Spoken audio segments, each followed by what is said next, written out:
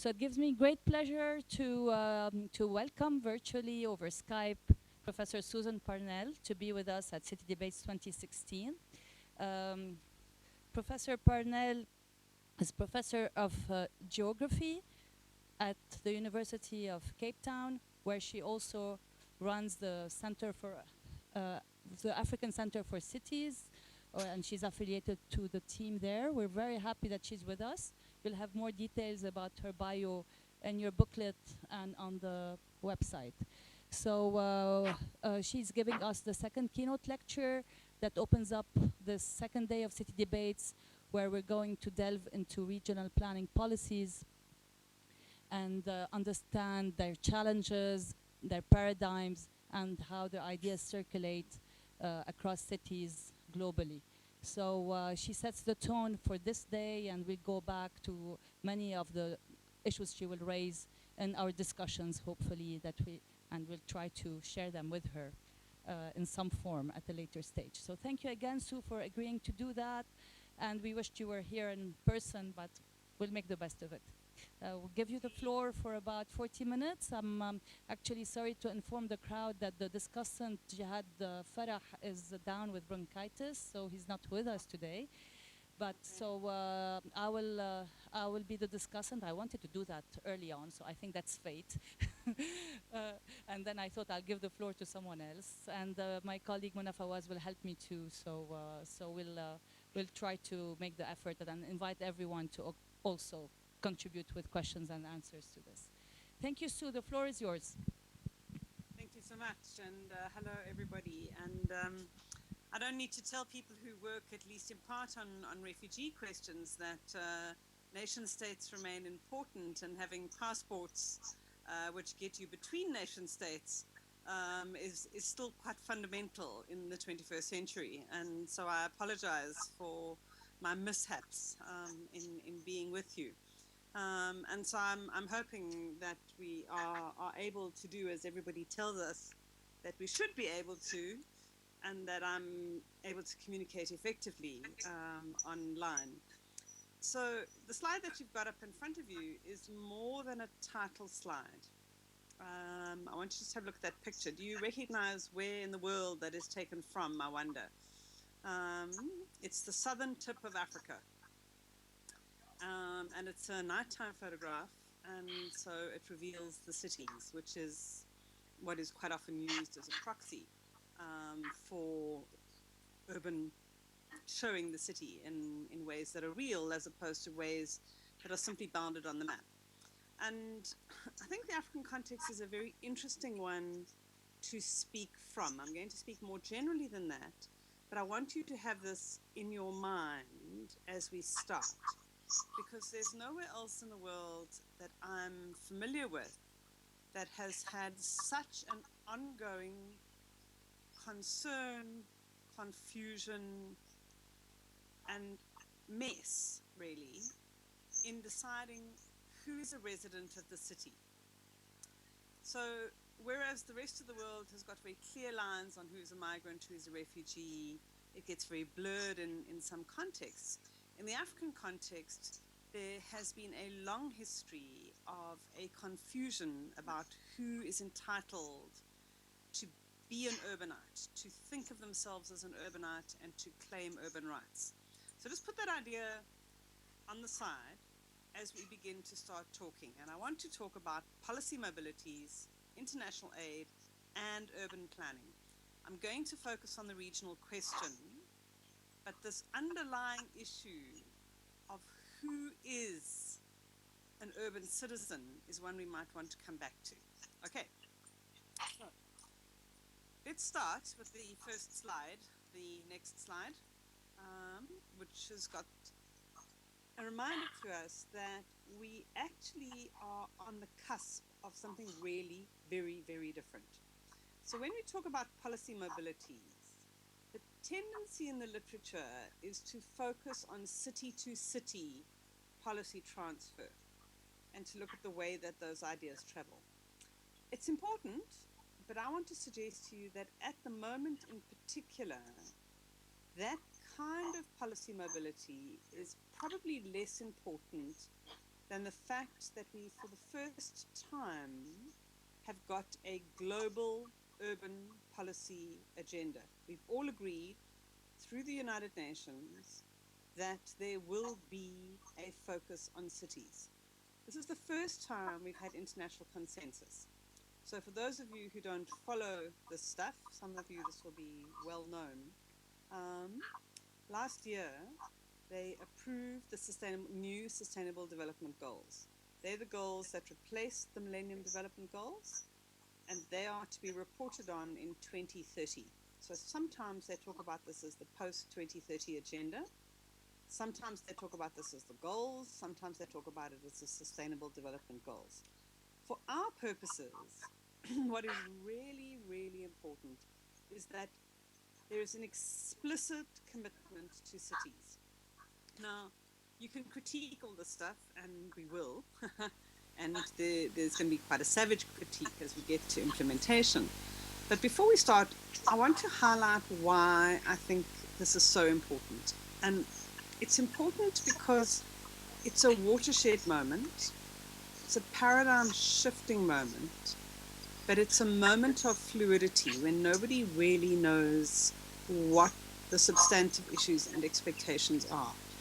Now, you know as well as I know that when you get those kinds of moments politically, it's really important to define what you want and what you understand and what you expect and what you're fighting for. So the framework that's been set out is an extraordinarily progressive one. And here are some of the high-level things it says. It says, for the first time, there will be a universal agenda. Now, this is very, very different from the Millennium Development Goals. What the Millennium Development Goals did was to say we don't want to have anybody in poverty. We're going to get rid of poverty. This is different. This says whether you're sitting in Ramallah, whether you're sitting in Johannesburg, whether you're sitting in Chicago, you have the same rights. Okay? Really important. We can talk about what rights are defined and what rights are not defined, but for the first time, they are not differentiating between the developed and the developing world. Everybody has the same right. That's the first thing that's in there. The second thing is that the agenda has shifted from one which focused on poverty to one that looks at inequality. Now, that becomes important in the context of the regional question, and we'll come back to it. It may not be as important for our purposes today. Crucially, for the first time, the UN has endorsed the idea that somebody other than a nation state plays an active governmental role in development. They don't talk about local authorities. They don't talk about cities. They talk generally about subnational government. Okay? But there is a recognition that somebody other than the national line functions are going to be important. The fourth thing that is really important in this shift, and again, I'm going to come back to why this is so powerful for us later on, is the idea of the integration of economic, social, and ecological values. Now, to some extent, that was already introduced in Rio in 1982. But in practice, almost everything that the UN has put forward for development has been driven by a social concern, and implicitly with an economic rationale. The ecological concern has not been important. When you put the ecological concern at the forefront, it fundamentally shifts who is responsible for what urban conditions. I'll come back to that later. But basically what it does is that it means that we are no longer just responsible for our own back garden or our own back neighborhood, but we are responsible for the global condition of urbanism. And that's really, really significant because it has implications for aid. It has implications for what the agenda is. And that relates to this question of what is there a right to the city and what might it look like? Some people think the right to the city is actually a bad idea to have on the table at this point because we're not going to get it. It's too radical. Other people think it's a bad idea because it's too vague. Well, but it's there and it's implicitly part of the discussion. Okay, so, excuse me. If we can shift to the next slide, we've got this big new global policy position. It's summed up in Goal 11, although it's implied in a lot of the other goals as well. We also have what will be approved later this year, in October in Quito, in Ecuador, is the next cycle of policy making under Habitat 3. Okay? And in a way, this is the moment when we get to be a little bit clearer about exactly what these very high-level development goals mean. This puts in place the next level, if you like, of policy making. And remember, this is what governments have signed up to, and that's what governments will sign up to. So in theory, this is what one can hold your own government to account on. Okay? Now, the tricky part is that everybody agreed that cities were important. So that's why we got a global agenda. That's why we got the approval. Okay? There was enough consensus. Remember, the UN is a consensus-making body. Okay? Everybody has to agree. It's why it's such a mess so often. Having said that things are important, it is not clear why they are important. And what I want to do in the presentation is to look at three different things. I want to look at why the scholarship is very unclear in guiding us into the next steps.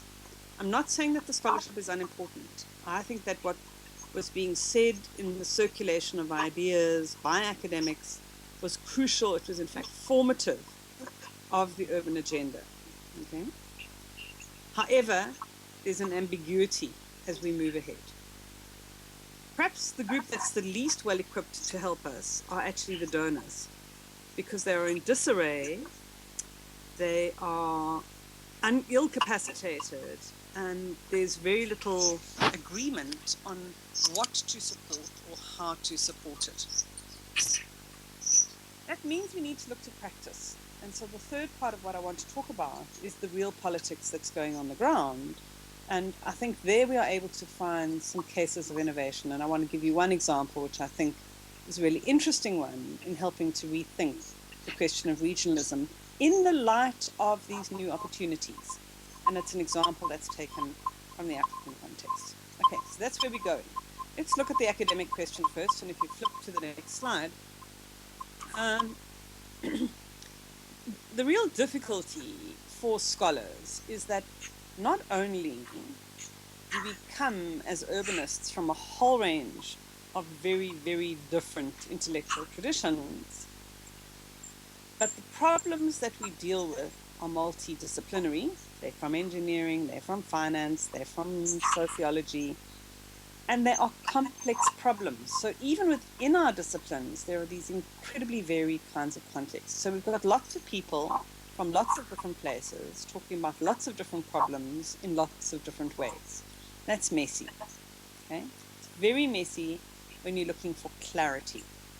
So one of the things which it seems to me it's useful to do is just to try and distill what the government's governance demands are. Okay? And it's important that we do that because this is such a critical moment of transition. The next 30 years are going to be the moment where we lay down in institutional practice and physical form new ways governing settlement. Now, our settlements are not all the same. We've got massive expansion, and a lot of the literature, and in fact, one of the reasons we managed to get the urban goal through was the argument that cities are growing, and they're growing in the global south. But the truth is that's only part of the story. Even in the global south, there are lots of places of decline. And one, of course, the things that the city regional question tries to do is to look at the relationship between growth and decline. Yeah? But so we've got growth and we've got decline. We've also got what lots of people talk of as informality. It's a term I hate. I think it's less than useful. But it describes the set of conditions that we think that we know. Okay? When there isn't a clear provider of services, where there are no set standards, where the regulations are hidden, where the expectations are vague, and it's extremely difficult to hold anybody accountable. typically conditions are not good as well.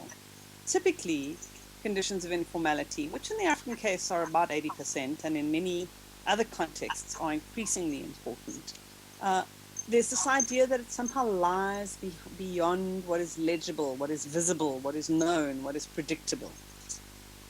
But it's because it's such a big part of the city, it is also probably much more internally differentiated than just that term allows us. But there's no question that if we're going to come to grips with a global agenda and implementing a global agenda over the next 30 years, understanding informality is critical. Similarly, we have to better understand the impact of globalization. Okay. And by this, I don't mean just the literature that started on the new International Division of Labor and talks about global capital flows. We have to understand in much, much finer detail the role of remittances, and I think that's where some of the literature on migration is really useful in helping us understand and make coherent recommendations that don't have unintended consequences. What is also clear is that whatever we talk about can't simply be focused on metropolitan areas. They are important, and in some places they are ignored. And much of the city regional literature grows out of the question of the metropolitan. Okay, in other words, traditionally, the literature on city regions was simply a case of saying, how do we account for the spillover from these large metropolitan centers? Increasingly, though, and Europe is a really interesting example on this, it's the relationship between cities and towns, the relationship between towns and towns that has been thought of. And the Rheinstadt is a really good example of where they've rethought the regional concept, not just around the metropolitan area.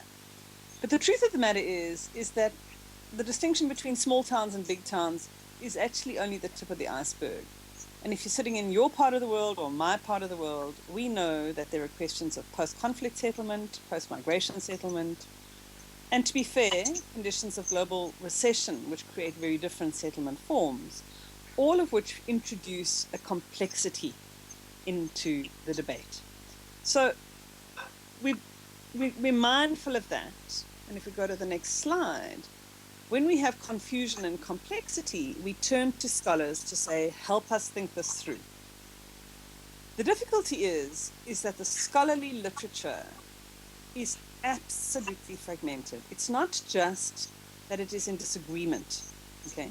Academic debates are very useful sometimes for distilling what are important questions. But what we're seeing in the academic literature are effectively parallel streams of discussion that bear very little relationship to each other.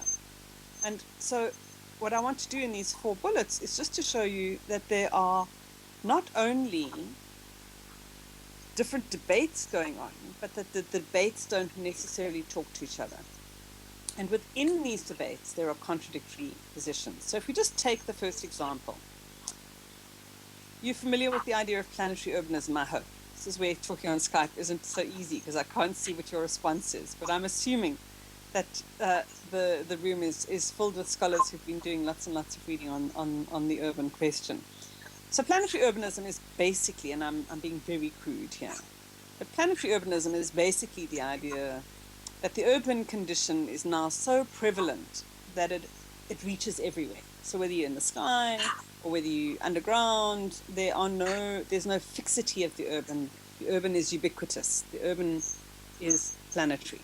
Okay, that is a fundamentally different idea to one which sounds similar about the urban Anthropocene.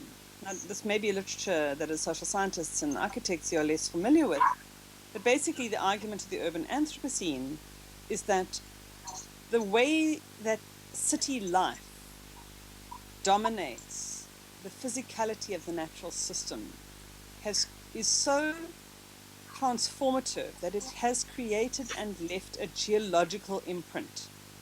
Okay? That we can see in the carbon laydown of carbon, we can notice a fundamentally different geological era. Okay? So whereas planetary urbanism is in a sense about dispersion, the urban Anthropocene also looks at this kind of tipping point idea, but it says, gosh, we've actually transformed the physical environment. Okay. That in turn is related to, but not the same as, the work that comes out of the urban ecological people, who argue that cities have the capacity to so pollute, for example, a river system, that they can actually destroy it. Okay? They can push it beyond its boundaries, beyond its resilience, and it can in fact be destroyed. So why these arguments are so important is that depending on which you adopt, so they have very different political and policy implications. So under planetary urbanism, it's very difficult to make a case for a fixed intervention in cities. So in fact, the urban goal that has just been approved by the UN is in some ways counter to the advice which might flow from a planetary urbanism argument, because it's suggesting that you have to focus in some kind of fixed and defined way on the urban. Their argument is the urban is everywhere. Under the urban Anthropocene, your focus is not on whether people live in cities or towns, but rather how they live in cities and towns. And in urban ecosystems work, it's not necessary that you focus on the management of people, but perhaps on the management of natural resources. And that way, one might make interventions. So that's one example of differences within this constituency. We could go through each of these, okay? In the so-called literature on the global south, there is no consensus. We have people arguing that there is an Asian century and that actually what is distinctive about cities comes out of the Asian experience because that is now the dominant experience. That is a fundamentally different argument from the one about ordinary cities, which basically says that every city is different and there are no generalizable principles. I'm not going to belabor this point because I want to get on. The high-level argument that I want to leave you with is that even within the social sciences, there are fundamentally different understandings of the city. If you move into the more technical domains, the approaches to the city are paradigmatically different, methodologically different, and their recommendations are different. So when you get into discussions about smart cities, into discussions about accumulation. So we haven't got a single voice. As scholars, we have no single voice. And that's going to be tricky. We all agreed that cities were important. That was our agreement. But we need to regroup, and we need to be able to come to some kind of consensus about what are the important points of intervention. And if you look at the next slide, this is my suggestion as to one of the things which I think will be important in going forward. And you'll see why this becomes important later on. I would argue that however much we disagree, one thing which is important is that we come to a consensus about what a city is and how and why the urban is important. And by that I don't mean a definition, okay? And it could be a working definition, can be a flexible definition, and I'll come back to that. A city region is just fine, a system of cities is just fine. But the idea that there is no fixed political site is for me a problem.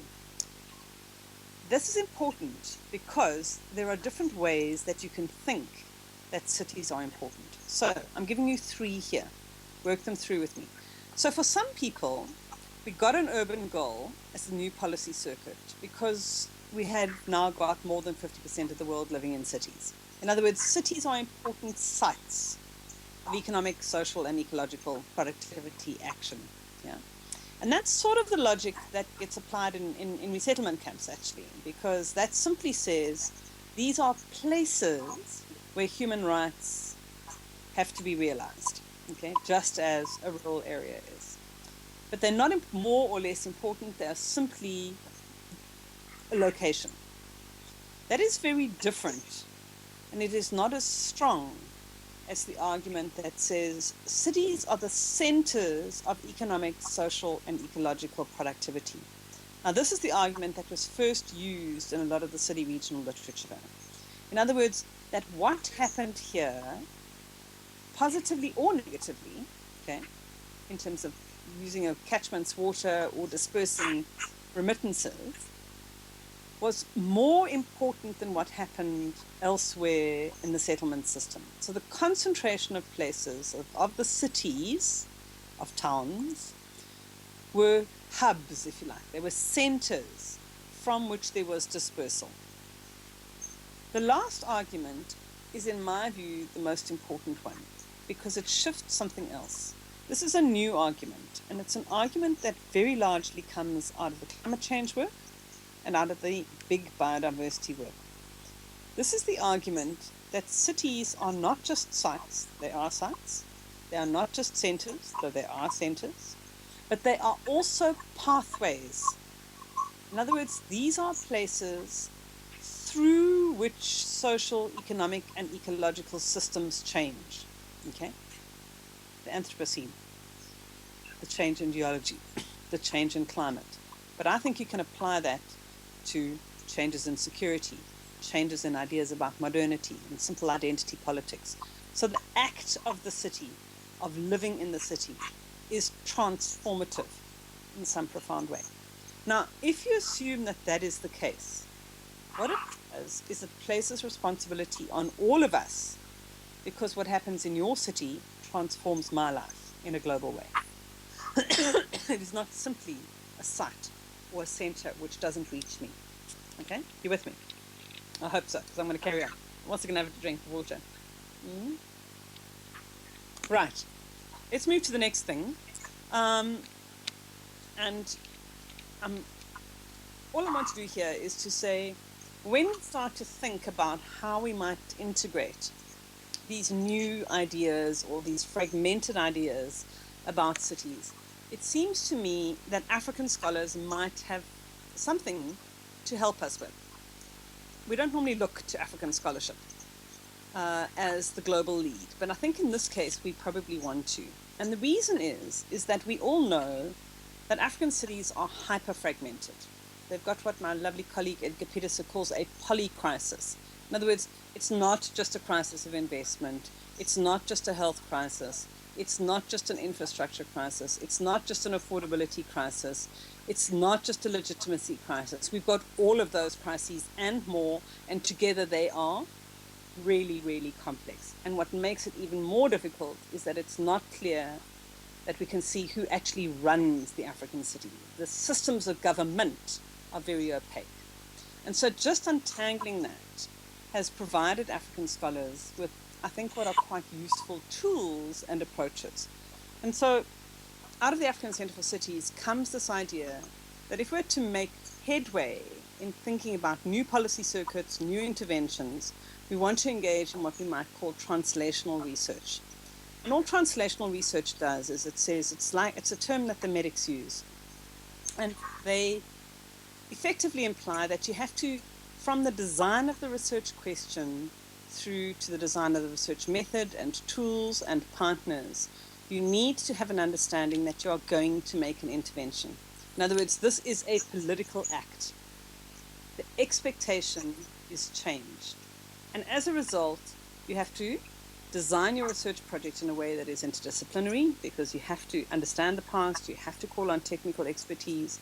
By definition, you're going to have to be using both pure and applied methods.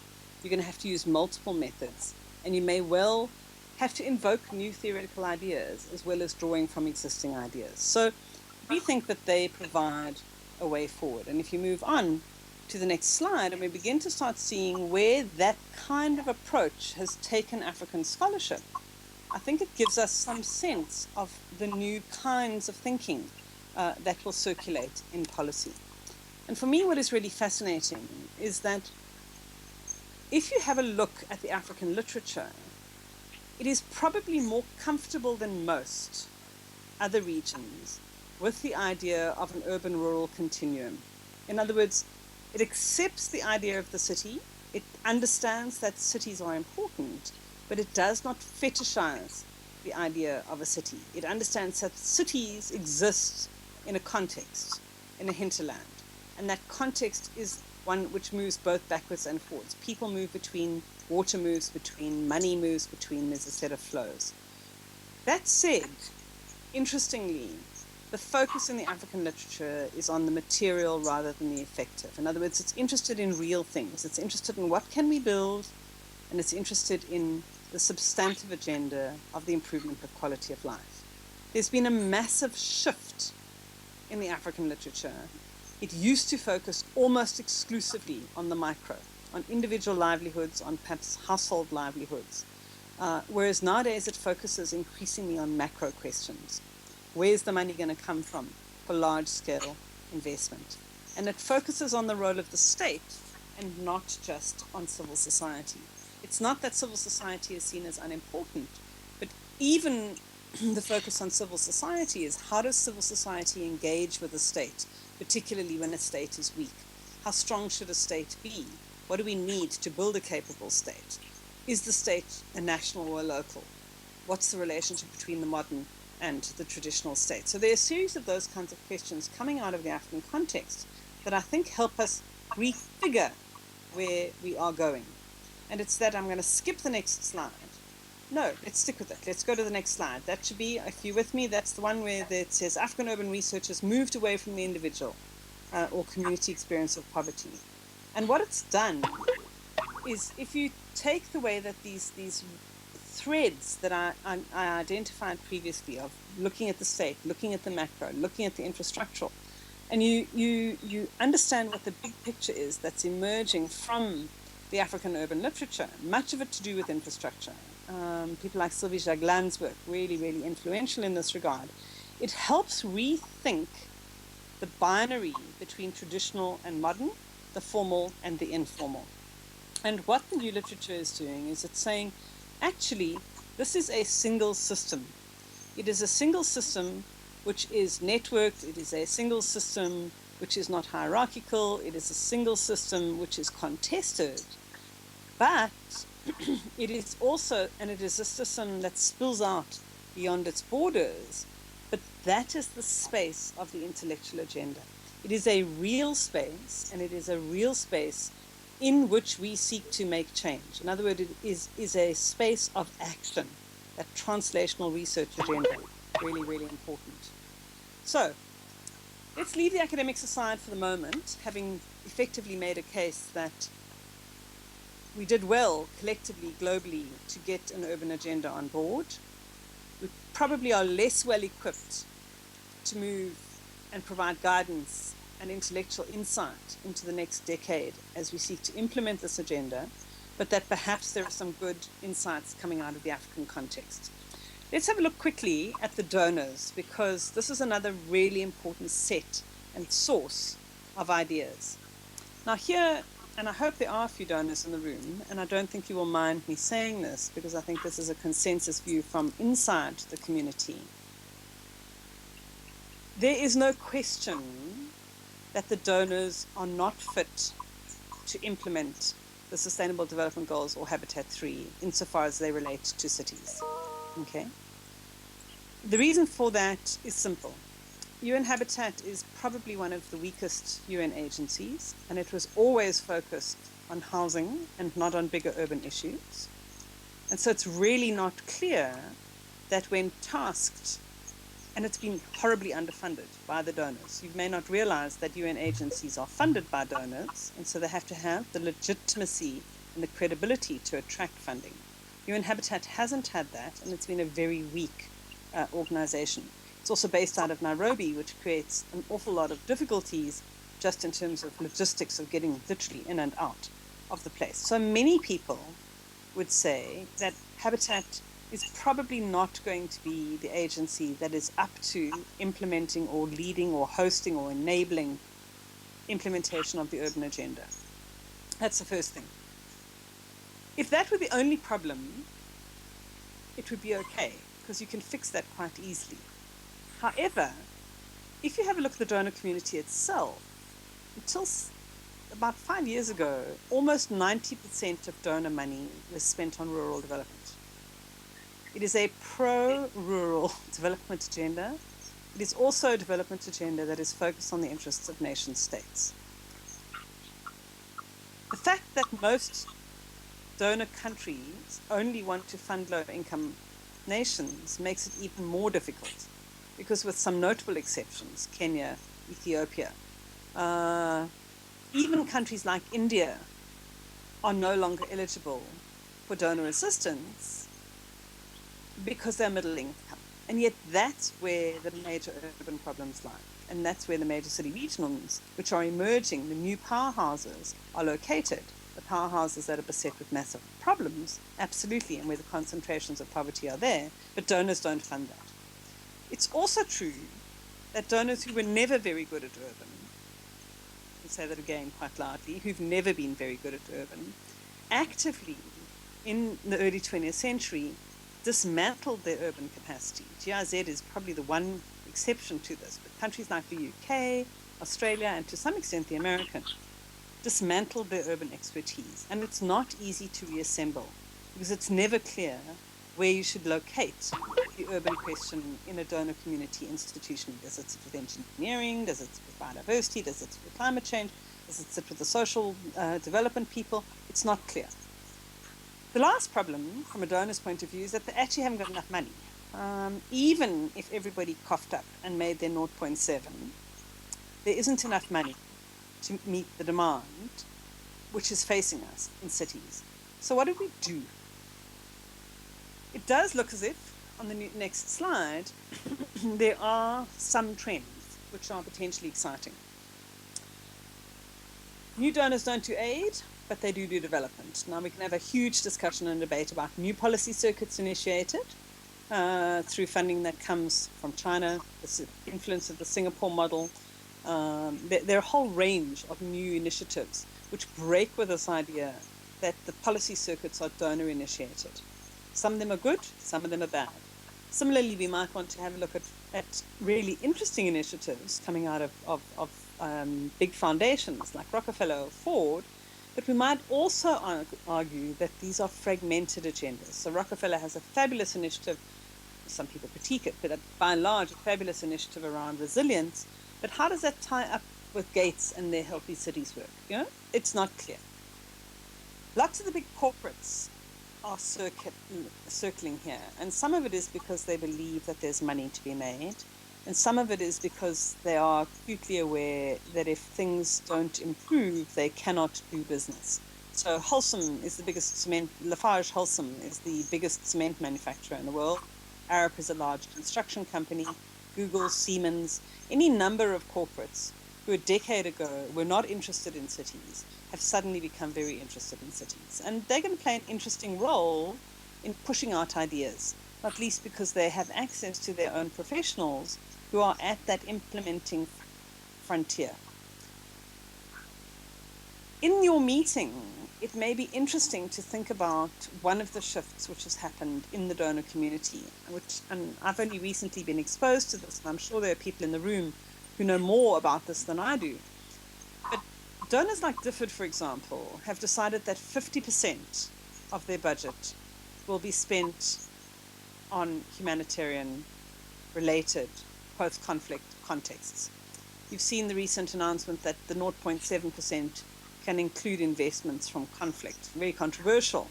But what it may mean for the urban community is that there's a back door into building urban expertise, because there's no doubt that many, if not most, of the sites of conflict, of the sites of reconstruction, are ones which emerge from either humanitarian crises or from natural disasters, but where the kinds of issues that are facing donors are actually issues of urban reconstruction, not just issues of reconstruction.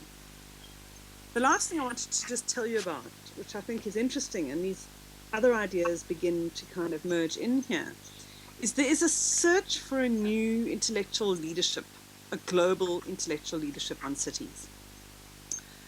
So organizations like Cities Alliance are talking about convening urban leaders, whether they are NGOs, governments, individual thought leaders. UCLG, the United Council of Local Governments, is actively trying to organize local government itself to play a much more active role. And then there is what one might call corridor talk, although it does seem that it is gaining some traction, that one of the ideas which will come out of Habitat 3 is the idea of an IPCC for cities. Now, the IPCC's intergovernmental panel, so the climate change work is one example. There was one on biodiversity.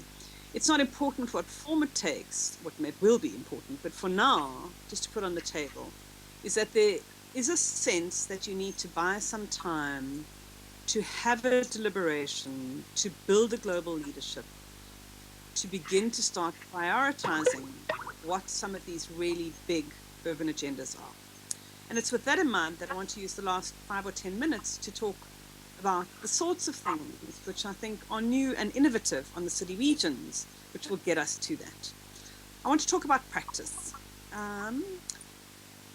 The example I'm choosing is from Natal, which is a province of South Africa. It's not a perfect example, but I use it because it speaks to the role of knowledge, the role of donors, and the role of practitioners. Natal was the province which was most directly affected by active conflict, even war, in the heart of the violence of the last days of apartheid.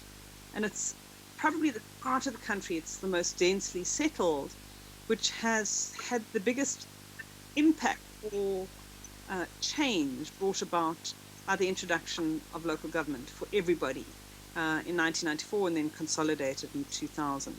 It's also a site where donors were very, very influential, in this case through the EU, and it was a very big grant that I'm talking about. It was a very large grant.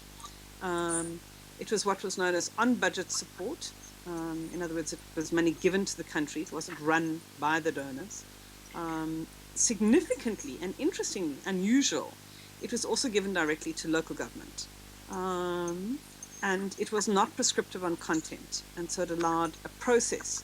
And it was also a relatively long grant, 5 and then 10 years, there was an extension.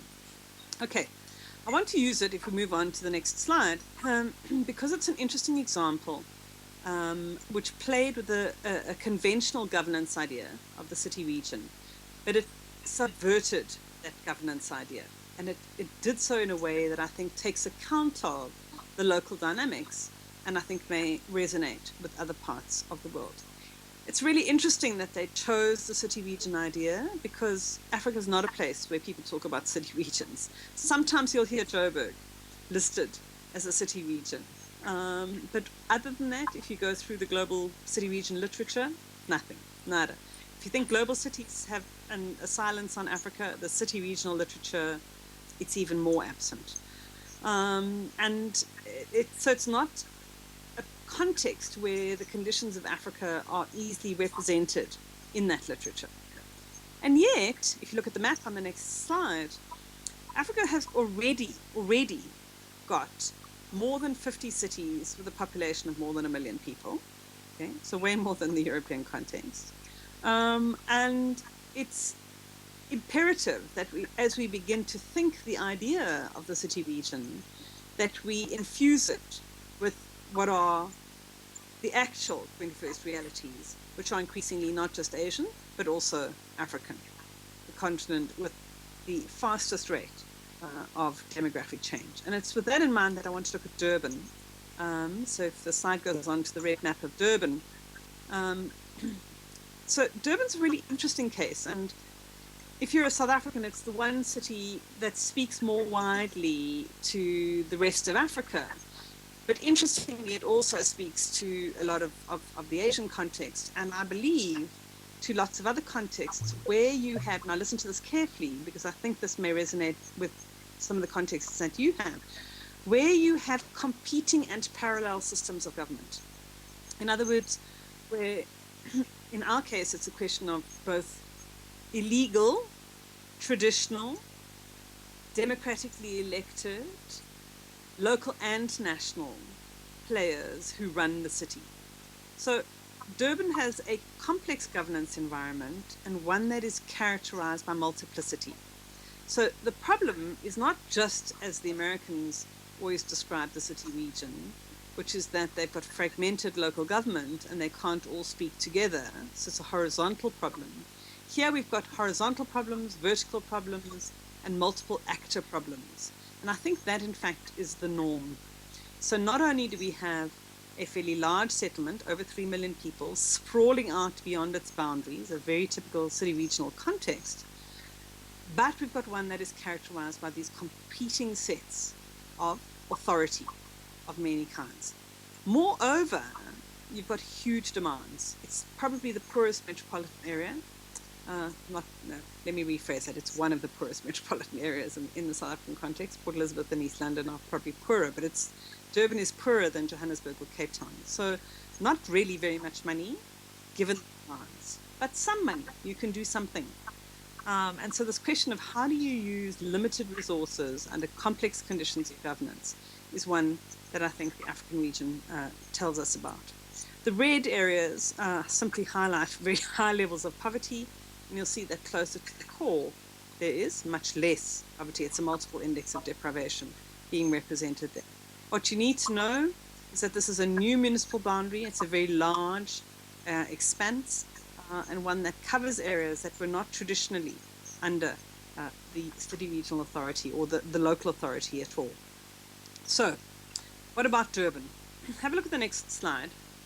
For me, what's fascinating about Durban is that it's a city of over 3.5 million people, and yet its self-identity and its iconography is one that invokes rural images. It invokes images of Zulu nationalism, of the Zulu king, Ushaka.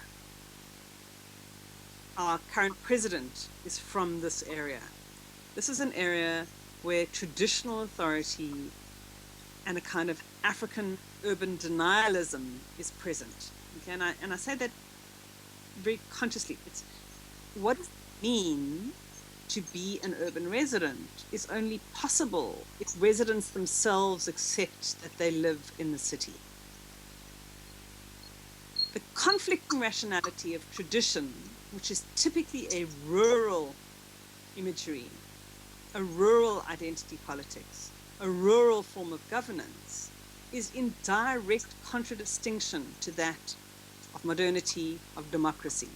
And if you are uncomfortable with the idea of modernity, can we live with the idea of democracy as the embodiment of the urban, something where there is a formal government that is accountable, that has to actually institute and implement rights.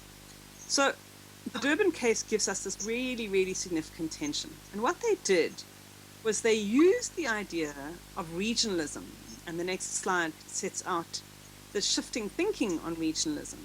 And they picked up on some of Greg Clark's ideas and said, you know, actually, in the old days, city regions were the place where countries sought to balance the national economy, to introduce sectoral approaches. It was a political region. It was how you focused on a particular place, or you compensated for lagging regions.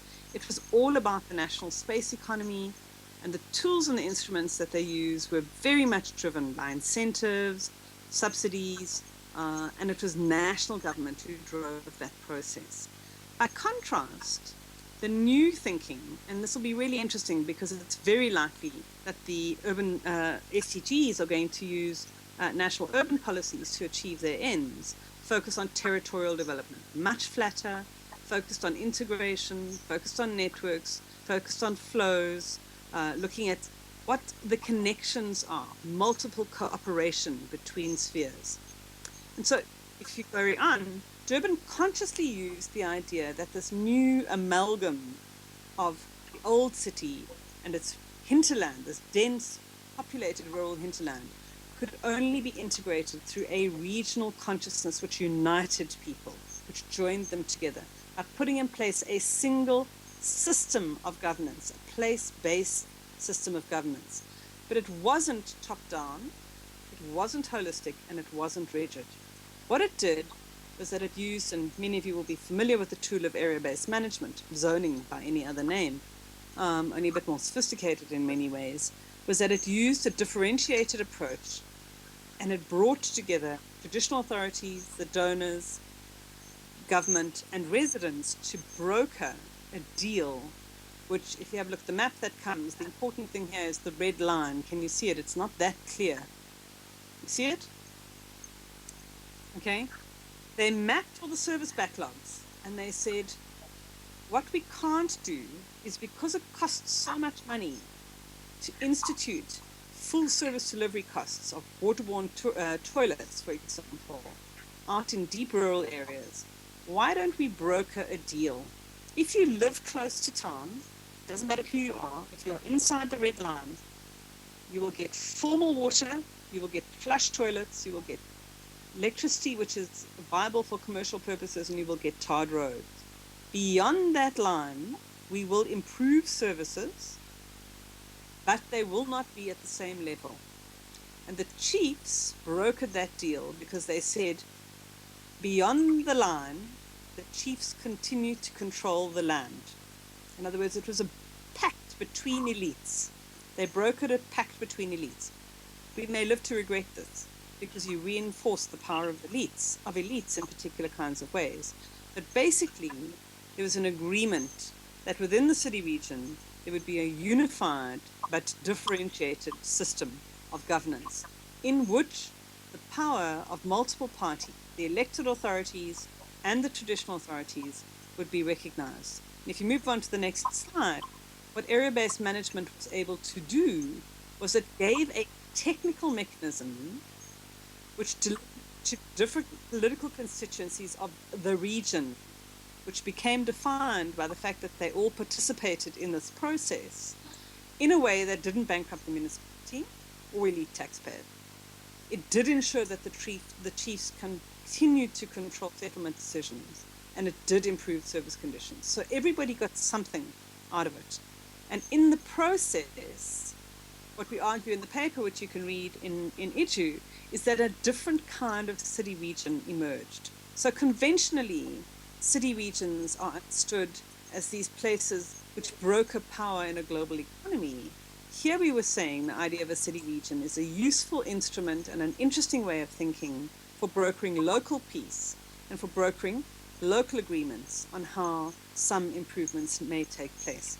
But it started from some fundamentals, and to the last slide, which were to rethink not the categories that are traditionally given to us, because under traditional categories of thinking about city regions, the idea of the traditional authorities wouldn't be present. The idea of informal settlements wouldn't be present.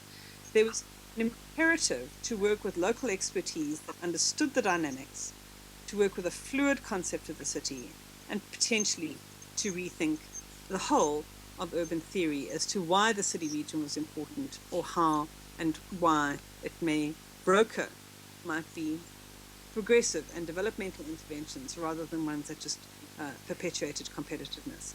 So I hope that gives you some thinking from a very different part of the world, and we can perhaps pick up on any ambiguities and confusions and questions.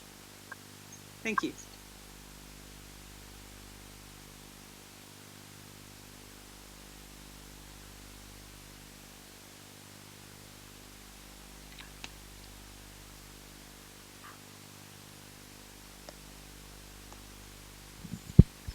Thank you very much, Sue. That was very, very clear and quite inspiring. You hear us okay? I can hear you. Is there any chance I could see you for this section? Then I might be able to see. We're going to ask Rabia if he can maybe turn the camera or. Don't worry if it makes the quality bad. I can hear you perfectly. So let's just go ahead. Yeah.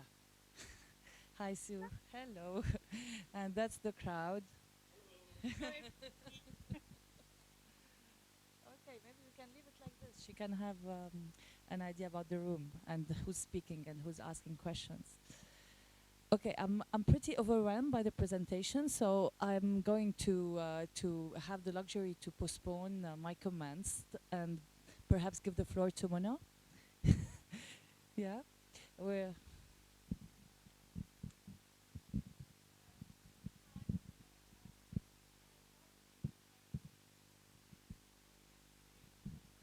And I also teach here in the graduate program.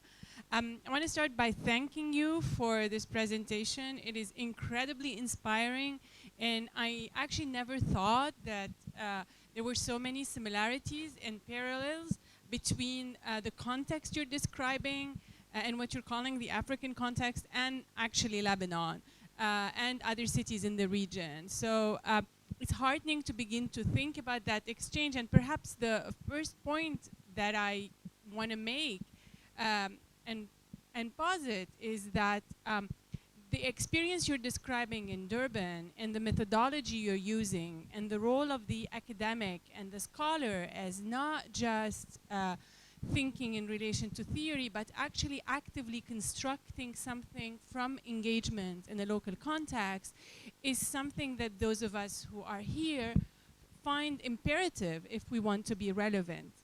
And the main problem in doing this is that these experiences often take a very long time to be shared in academic journals.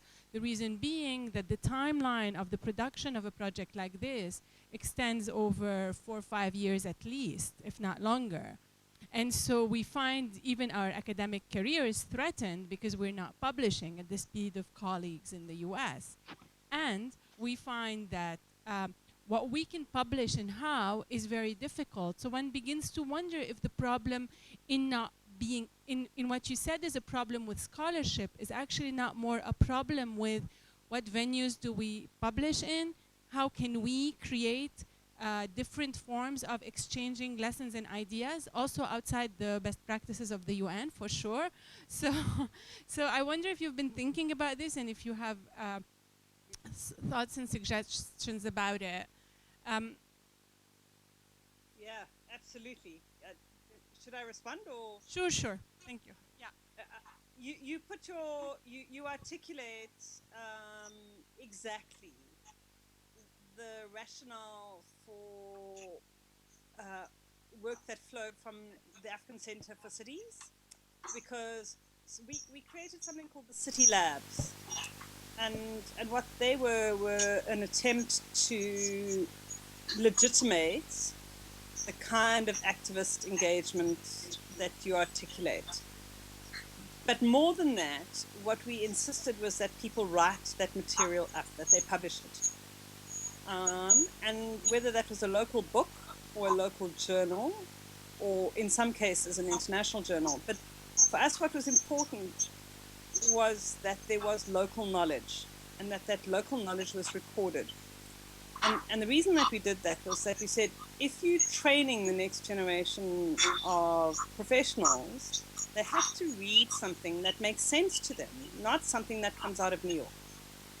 Even if something that comes out of New York is better and more interesting and all of those things, it's not useful because it doesn't actually speak to, you know, it's like fashion. You know, if it comes out of Paris, it might be better, but I can't afford it, so it's irrelevant. You know, and it's the same in some senses. Actually, I don't think that it is always better. But so what we did there was to actively push. And if you have a look at what we sometimes we published ourselves, and sometimes we made very active efforts to get special issues. My sense, there are new journals that are emerging. So, for example, next month, I think, the month after, there's a new journal coming out of Bangalore in India called Urbanization. And it's a breakaway from the journal Environment and Urbanization, which was always one of the places which was very proactive in what it sought. So I think we have to, my sense is that we need to be, as the academic project gets bigger, it gets harder and harder to all publish in urban studies or in environment and planning. That's fine, we don't all have to publish there.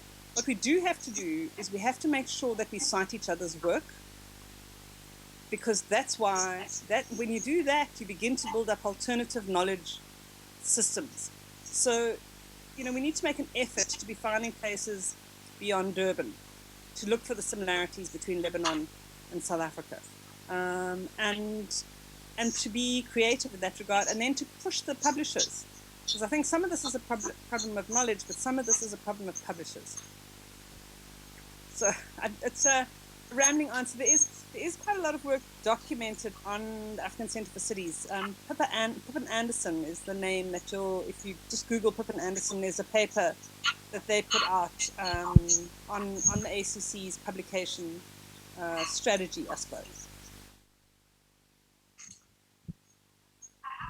I'm going to abuse my first responder right and ask another question, thank you, about the process actually in which things happened in Durban. So because we are involved in things like this, you said they started, they did. And so I'm curious, who were the they who actually started that effort of conception, and what was the place and the role of the scholars specifically in that?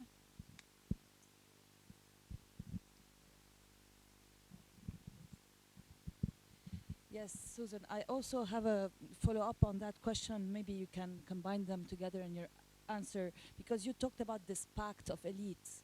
So I don't know if this is part of the answer, and that intrigued me a lot, because we do have a lot of those who control regions and sub-regions and localities, and it's interesting to see what made them agree to work on such a territorial scale, and what was in it for them. You mentioned taxes, for instance. I think these would be interesting to develop. And also, if you can tell us more about the content, the substance of the city regional planning. It seems to be infrastructural, which is quite interesting. So did they agree on infrastructure and not on more spatial dimensions? So if you can spend some time on developing that part.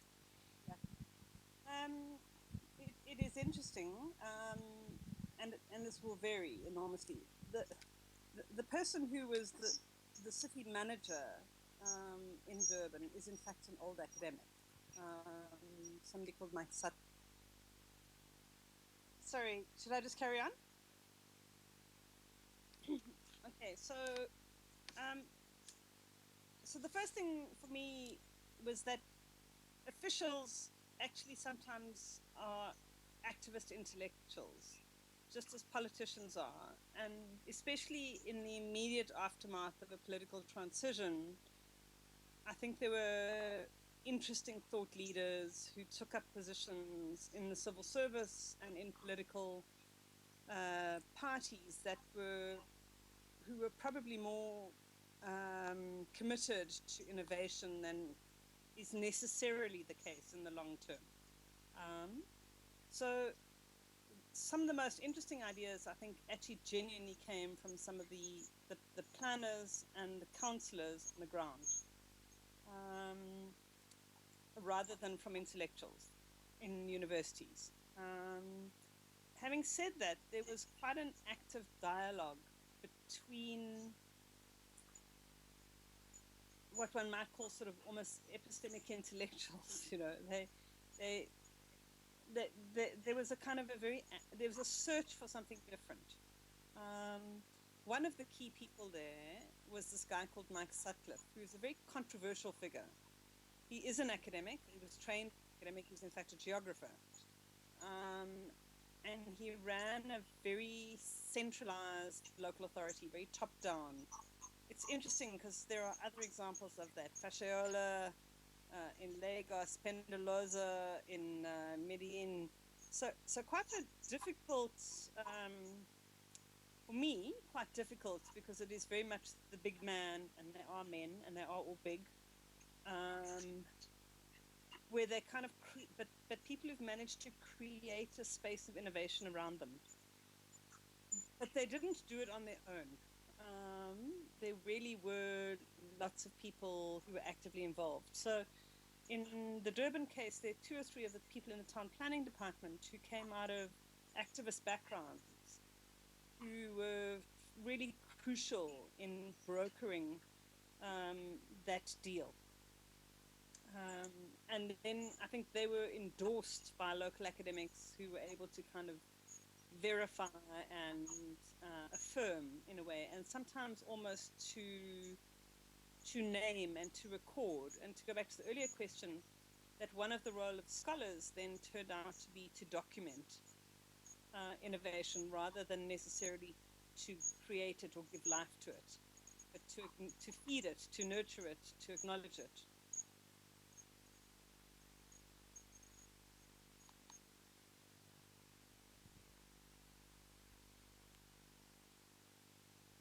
The floor for questions. We have your picture back. I'm going to try to put the video for us. Yes. Yes. Thank you. And let's take a first round of questions. So we have 1, 2. Go ahead. Please introduce yourselves to the audience and to our speaker. Hi. Thanks for the very interesting talk. I'm Daniel, and I work with an international organization. So I'll start out by saying that, yes, I agree with you that the donors, and I'll add on the international organizations, don't have the resources or the knowledge to address these problems. And I'll add that, you know, currently with where I work, we are using the humanitarian background to start looking at urban issues. So yes, that I agree with that. My first question is, you referenced, you know, new trends or solutions to challenges with the urban. You didn't mention a lot about any experiences or anything that you've come across, either in the Durban case or in others, with local initiatives or local organizations or grassroots initiatives that really were the driving force or used local resources, either financial or others, to be part of it. That's my first question. My second would be related to Muna, who kind of stole my question as well, is about, you know, what forums are there? And of course, for you as academics, you have that part. For me, we do some research. It's not as pretty as yours, but I think there is, you know, potential for that. For a lot, there's a lot of local level organizations, international organizations that have lessons that are not documented, that are lost. And there's a lot of, I think, you know, like looking through the shelves and looking through people's experiences that needs to be done. And it's interesting, I would second about how the way you described it, there's a lot of similarity between, as you said, the African cities and the, you know, the post-conflict and even sustained conflict areas of the Middle East. And I think there's something joint there that might, I don't know what it is yet, I just want to say that there's something that could happen there. And thanks. I mean, Dana, thanks. I mean, I think that one of the things which is in common is the fact that these are cities with wounds. And you're not dealing with hypothetical demands for an improvement in life. And so the imperative to act is the dominant imperative. And I think that takes you to a very different place of scholarship when you start from that as your premise. And that's a useful one.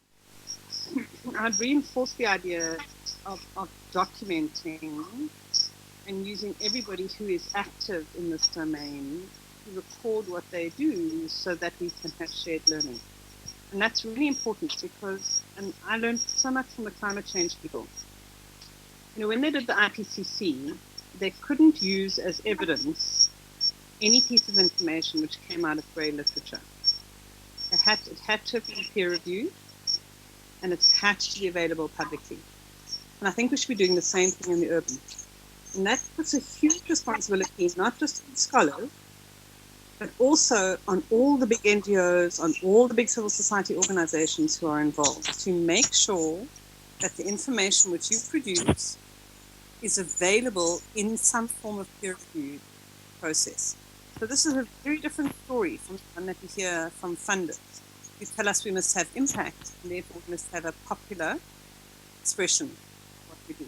I'm arguing exactly the reverse. I'm saying take the popular processes, turn it into scholarship so we can actually verify what is working and what is not working, and through that we will make change. And that relates to in the question, Daniel, just the last one of what is local.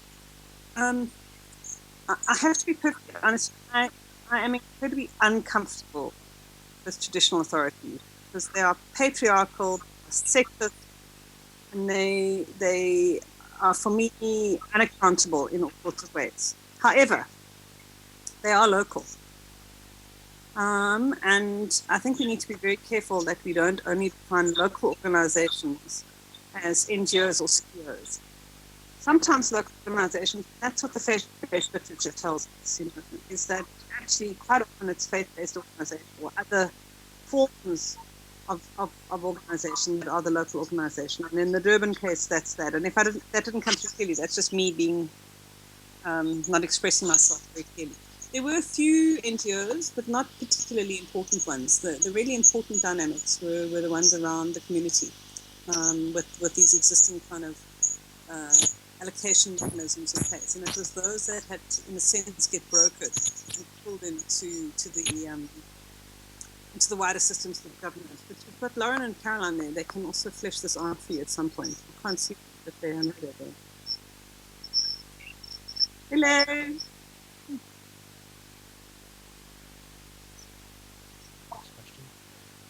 Hi, Sue. Seth Schindler here. How are you? Very nice Hey. talk. I want to start. The question has to do with something you opened with, and you said that this question of who is an urbanite and who can claim urban citizenship or residency is pertinent in Africa. And of course, you're right. But I'd say we could probably think about China. It's perhaps historically been more pertinent in China, and that got me thinking about policy transfer from China to Africa. And it puts you into a really nice dialogue with what Eugene was talking about yesterday when he opened the conference. So I could imagine, we could look at policy from, I don't know, perhaps Shanghai to Durban, and we could understand then how the kind of complexity of Durban, we could maintain a focus on that complexity, but also understand how policy from a particular place could engage with what's happening in Durban. But I wonder, seems to be a bit of tension then with global urban policy frameworks, because I'm not sure if you can have a global urban policy such as the one that we'll create in Habitat 3 in Quito and maintain the kind of focus on of the complexity on individual cities as you demonstrated with Durban. And I wonder then, do you think that that's the question? Can we have a global urban policy framework that is able to kind of move around the world and kind of land in different cities while also not simplifying them so much and be relevant in places that are so different and also complex? Hi, Seth. Nice to see you.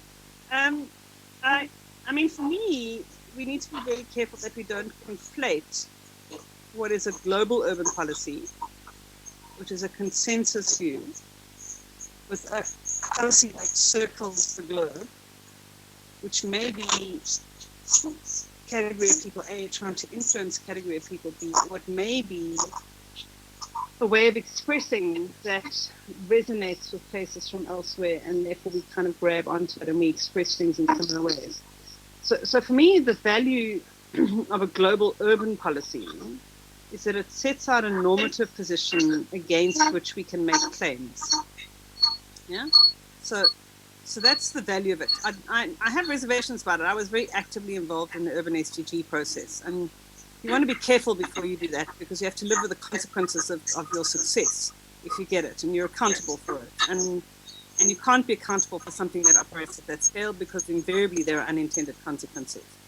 That said, I think it was worthwhile, because what it did was that it said, actually, the local scale is important, that cities are drivers, and that there are universal rights which actually we should claim in every city. And if we can hold governments to account on that, we should. That, for me, is global urban policy.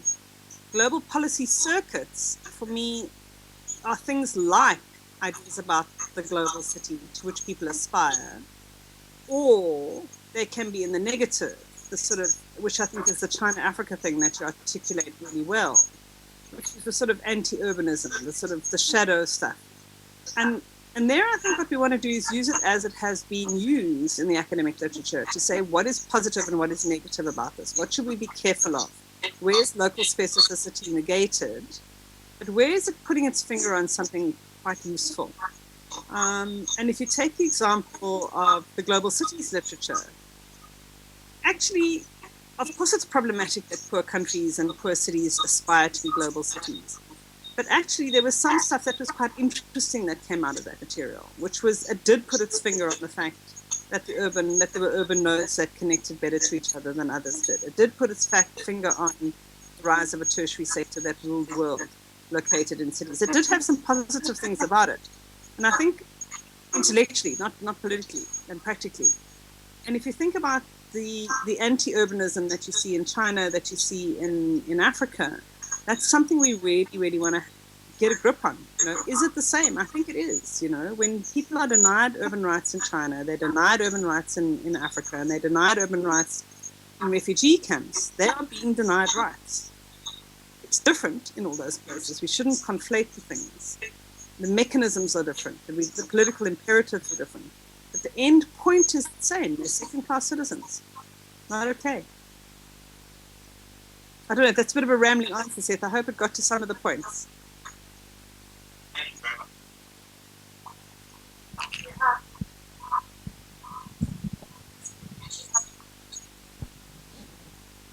Hi, Sue. My name's Eugene McCann. I enjoyed your presentation.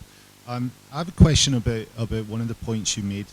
You were describing the benefits of the African literature on cities, and one of the points you made was that the African literature has focused on the state rather than on civil society.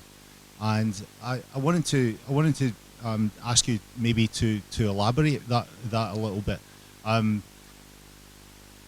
I guess both on in terms of how far you see a study of civil society or social movements as having utility, and also maybe more pertinent, what is the theory of the state, or what is the character of the state that would run through your perspective, or this more general African cities perspective, and is this another case where we need to rethink our theory of the state from the south or otherwise, which may be a bit of a leading question for you, but I'd genuinely be interested to hear you expand on that. Yeah. You know, I hadn't quite anticipated the Scottish accent. So am I. How lovely. Look, you know, civil society in the African context is more important than it is anywhere else because they do everything. So I'm not negating their role. But for me, in the European context, quite often the claim is for more space for civil society, for more power for civil society. And in the African case, for me, that's like asking poor people to do more for themselves all the time. And actually, it's not, that for me is not okay. And so the question is can we get civil society to do what civil society should be doing and it's good at doing, which is local organizing and holding other people to account. You know, so for me, that's what civil society does well, and it's what it should be doing. And it's make sure that different constituencies actually have voice and that their voices is heard. In a context where the state is so weak, it's very hard for civil society to make a claim on the state, because the state is often weaker than civil society. And where the state is weaker than civil society, it seems to me to be a dysfunctional relationship, because civil society has its own interest that it doesn't have a public good interest. Okay? It is about this generation, it's about this constituency. And so I do end up coming back to the question of actually there is a role for states. For me, somebody has to protect the public good. And civil society has a partial role in that, but they are not the ultimate custodians of that.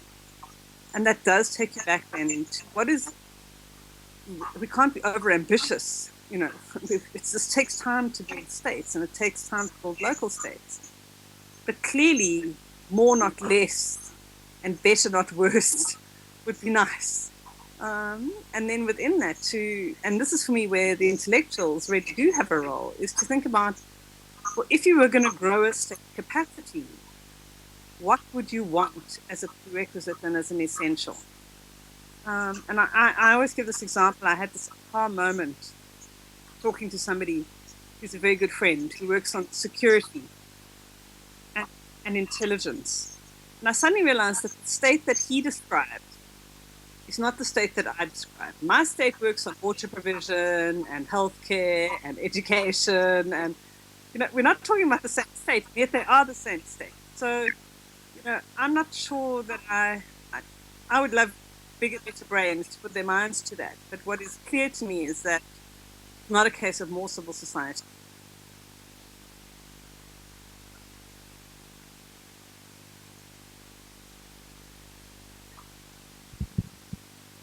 I think I will close with that very interesting discussion that echoes beautifully with many of our own concerns here. So we really miss having you with us too. It would have been amazing to follow through the conversations and coffee breaks, lunches, and whatever we have left. But let's say it's a postponed invitation, and we'll Thank you very much. And we'll have you definitely at some other occasion. So we thank you very much for being with us. I think that was a great kickoff for the next panels. Thank you, Sue, for taking the time and for a very inspiring take on the issue of regional planning and urban planning as well. So have a good day. I hope you'll rest after all this.